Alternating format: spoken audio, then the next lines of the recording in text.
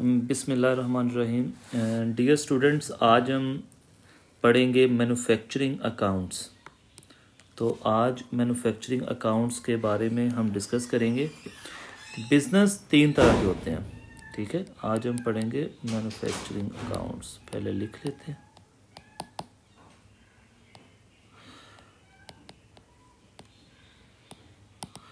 Business की 3 types होती हैं। एक बिज़नेस होता है ट्रेडिंग बिज़नेस। ट्रेडिंग बिज़नेस वो बिज़नेस होता है जो रेडीमेड गुड्स को बाय करता है, उसमें अपना प्रॉफिट मार्जिन ऐड करता है, मार्केट में बेच देता है। एक होता है सर्विस बिज़नेस, जो टर्चरी सेक्टर के लोग होते हैं, मींस के सर्विस बिज़नेस करते हैं, जैसे टीचर का पढ़ाना, जैसे डॉक्टर का इलाज करना, जैसे लॉयर का केस लड़ना। तो ये सारे टर्चरी सेक्टर होते हैं, सर्विस बिज़नेस होते हैं। और एक होता है मैन्युफैक्चरिंग बिज़नेस। मैन्युफैक्चरिंग बिज़नेस ऐसा बिज़नेस होता है जो चीज़ों को खुद बनाते हैं, खुद तैयार करते हैं, देन उसके बाद उसे मार्केट में बेचते हैं। तो ऐसे बिज़नेस को हम कहते हैं मैन्युफैक्चरिंग बिज़नेस।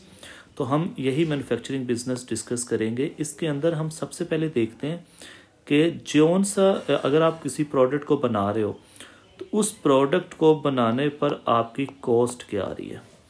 आपने वो कॉस्ट को फाइंड करना होता है, और उस कॉस्ट को फाइंड करने के लिए हम मैन्युफैक्चरिंग अकाउंट्स का चैप्टर पढ़ेंगे। अच्छा, कॉस्ट दो तरह की होती है, हमेशा याद रखना है। एक कॉस्ट होती है डायरेक्ट कॉस्ट, और एक कॉस्ट होती है इनडायरेक्ट कॉस्ट। डायरेक्ट कॉस्ट ऐसी कॉस्ट होती है कि which is directly involve in the production of the goods.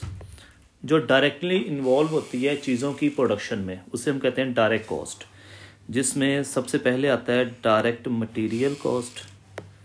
कि आपने अगर शर्ट बनाने का बिजनेस करना है तो आप सबसे पहले क्या करते हैं, कपड़ा खरीदते हैं, ठीक है, वो हमारी डायरेक्ट मटेरियल कॉस्ट है। सेकंड, फिर आप उस पर लगाते हैं लेबर, तो उससे हम कहते हैं डायरेक्ट लेबर कॉस्ट। और फिर आप डायरेक्ट एक्सपेंसेस बियर करते हैं। डायरेक्ट एक्सपेंस होते हैं कि जैसे रॉयल्टी वगैरह होती है, लाइसेंस फ़ी वगैरह, उसे हम कहते हैं डायरेक्ट एक्सपेंस।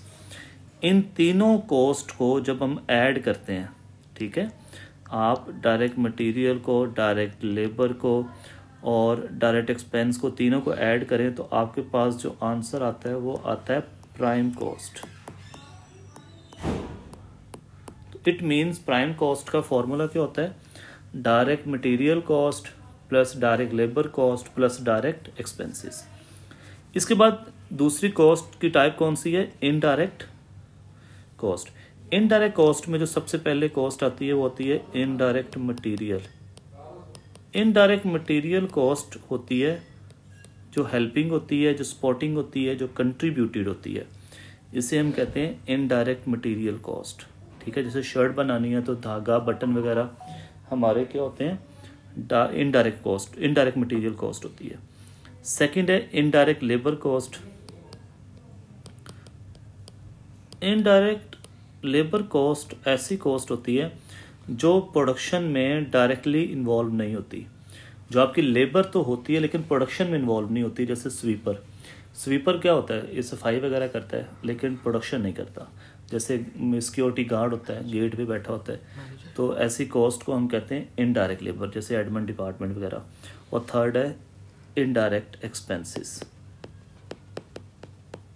जो इनडायरेक्ट एक्सपेंसेस होते हैं, हमेशा याद रखना है कि ये ऐसे तमाम खर्चे होते हैं जो फैक्ट्री से रिलेटेड जितने भी खर्चे होते हैं वो इनडायरेक्टली यानी प्रोडक्शन पे लग रहे होते हैं, डायरेक्टली नहीं लग रहे होते। जैसे लाइट वगैरह, डेप्रिसिएशन वगैरह, ये सेट की।